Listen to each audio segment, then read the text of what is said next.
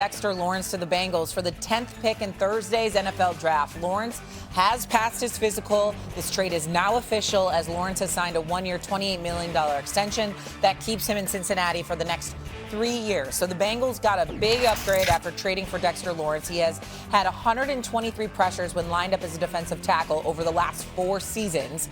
Chris Jones is the only player with more over that span. And so now when you look at the trade, Giants get rid of Dexter Lawrence, and the Bengals now get Dexter Lawrence. Let's hear from Dexter Lawrence. Here he is. They wanted me here, and they appreciate the work that I put in over the last 7 seasons. And, I appreciate that to them, and I'm going to do everything I can to, show them that they didn't waste it. And I'm excited. I got a fire in me that I ain't never had this fire before. Hey, he's never had that fire before. Who made up better in the trade? I really believe it's win-win. I really do. And I know this is first take and pick a side.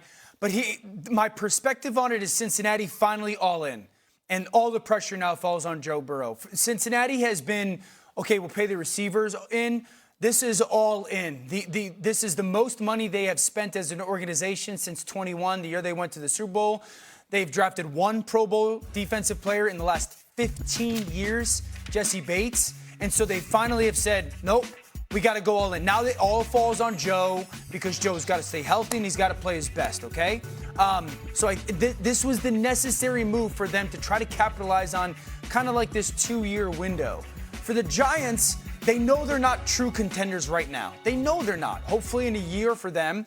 And so as Harbaugh comes in, the professional, I know what it looks like and sounds like to be a champion. We're not there yet. Let's trade this player who's a very good player, but he's not going to help us right now to go achieve that goal.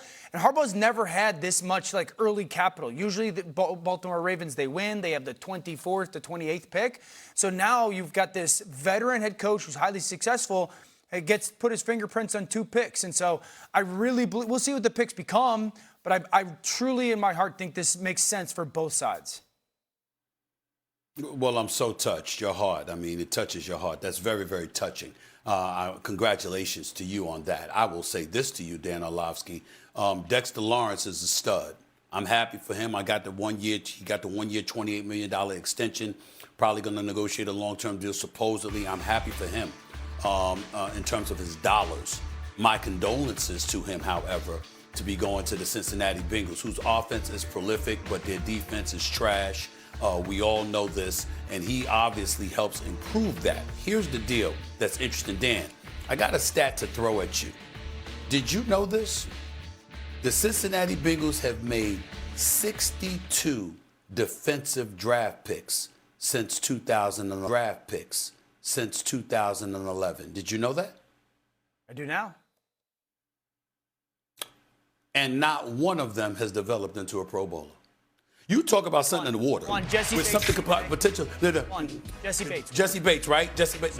Are you sure about that? Are you sure about that? Okay, maybe him. That's about it. I'm going like this. Damn, is there something in the water? I mean, there is such a thing as going to a team and all of a sudden dissipating before your very eyes in terms of their quality. We never know with the Cincinnati Bengals. I'm not talking about Dexter Lawrence. I'm saying this is the kind of effect that damn franchise can have on people. I hope I'm wrong because I'm a huge Jamar Chase fan.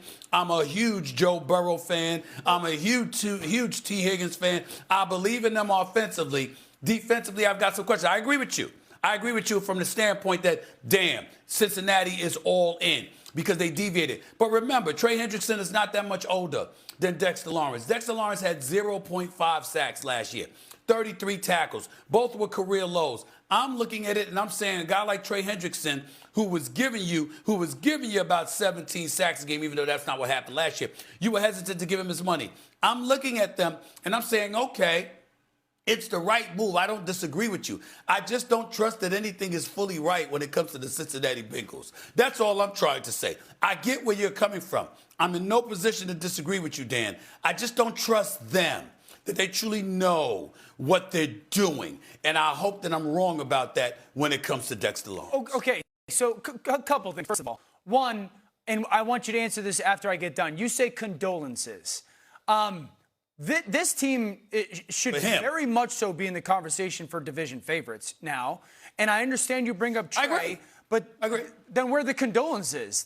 He's going to a place that's got a superstar offense, MVP caliber quarterback. I'm saying they signed Boye Mafe. They signed Brian Cook. It's a much-improved talent defense. I feel you. This should be a much better unit with the addition of Dexter Lawrence. They should be a much-improved defense, okay? But even then, we've looked at them and we've said to ourselves throughout the years, there were expectations. Even last year may not have been the case, but there have been expectations with this team, and they've come up short. Obviously, the injury bug, anytime Joe Burrow gets hurt, which seems to be often, that's something they haven't been able to seem to rectify. We've looked at Zach Taylor. I personally called for an investigation into his offseason activities since they ain't never ready to play come September. I stand by that. I really, really stand by that. I know if it were me, I'd hire an investigator. What the hell are you doing that this team is never ready to play at the beginning of September? The season starts for everybody else, all right, on a certain date, and for Zach Taylor, it's always 2-3 weeks later, even though this last season, he rectified that, and then Joe Burrow got hurt.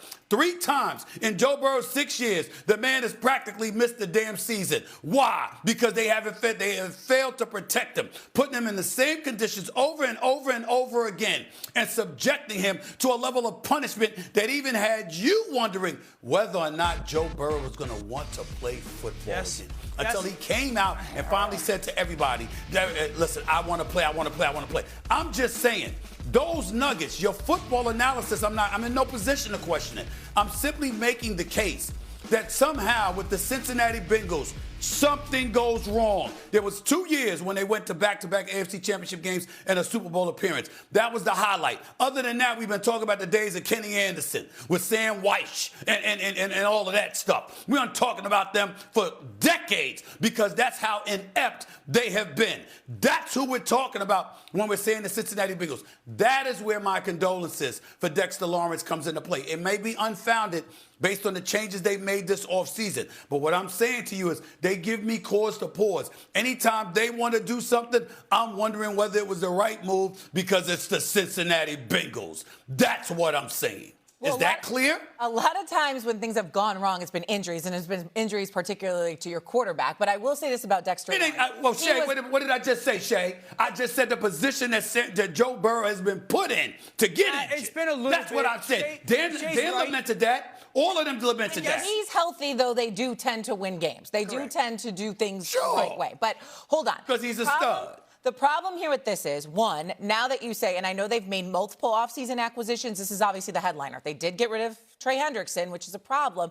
But Dexter Lawrence did not have a good year last year, and the year before that, he was banged up. No, he didn't. Are we certain we're going to get the version of Dexter Lawrence we saw 3 years ago to give Cincinnati that boost? We're not. I mean, but we're not, which means it's plausible that the Giants might have hoodwinked the Bengals. Hoodwinked? I think Dexter Lawrence is going into his 7th or 8th year. He's not in his 7th year in the NFL. 7th, 8th year. He's been there 7 years. Go ahead. This guy is a very much so impactful interior defensive line. He would never have the sack totals that Trey Hendrickson would because the different style of position.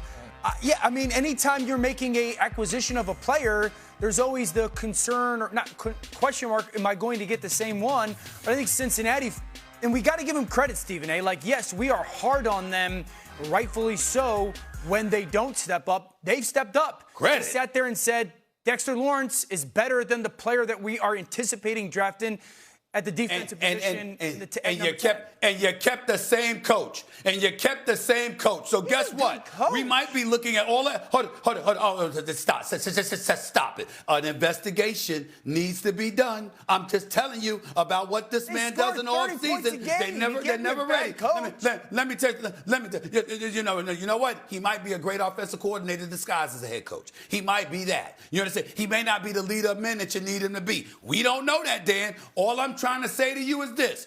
It looks nice in the offseason. Very nice. But when September rolls around, call me. Because I swear to you, if they struggling in September, I'm going to be looking. You ain't going to have to tweet. You ain't going to be. There's no place on earth. There's no place on earth that you are going to be able to hide if Cincinnati struggles in the month of September. I got no desire to hide from you. I never have and I never will. I'll drive to whatever city in Connecticut just to come to your house and say, see, didn't I tell you about that damn Zach Taylor? Didn't I tell you about him? That's all I'm trying to say. It remains to be seen. If they're healthy, we got to see them play. We got to see them in September 1st. If they're healthy, if they stay healthy for the most part, they play bad and are the second best team in the division. I will say this about Zach Taylor. He actually might give the Bengals an edge considering it's the only team in the AFC North that has consistency with their head coach. Right. So maybe this year Zach Taylor actually has an edge the first couple of games of the season, Stephen A. Are y'all ready for this? Are y'all ready for this? In the preseason, before a game is played, I have no problem with anybody who says Cincinnati Bengals going to win the AFC North. It makes perfect sense based on their roster. Absolutely. They should be the favorites. But then the games get played. And once the game starts, especially in the month of September, they always on the come up. That's all I'm trying to say. They didn't do it. They won the first 2 games this year. You know what I'm saying? And then obviously Joe Burrow got hurt. But for the previous 6 years, I mean, never in September. I mean, it's like damn. Somebody told them the season starts in October. Say one nice thing about them? It's absolutely ridiculous. Can you give them credit for at least making the moves to shoot their shot and going all in? They deserve. Well, first of all, especially since they're one of the 2 teams in the NFL without a damn GM. I mean, go figure. But the bottom line is this: they deserve credit where credit is due. They made moves in the offseason. They've upgraded their roster. They prioritized defense, and while still keeping Joe Burrow, Jamar Chase, and T. Higgins in the house, which is prolific. Their offense is all world, no doubt about it. I just want us to stop talking about their head coach like he a head coach when, in fact, he ain't been nothing but an offensive coordinator the last 2 or 3 years. They haven't had a defense. A matter of fact, you got to take the D out of the defense. You know what I'm saying? They've been so bad defensively, you should take the E out of the Bengals. You understand what I'm saying? Pick another letter to add in there. Take out the E. You know, this is ridiculous, man. They don't do anything defensively. It's just the truth. I know there's no D in Bengals. But the point is, they haven't done anything right defensively, okay? That's what I'm trying to say. And that's just where I'm at with it. It's just the truth. Just said it's just the D truth. out of Bengals. The good news is there's only one way to go, and that's there's no big, what there's an no opportunity for Dexter Lawrence. All right.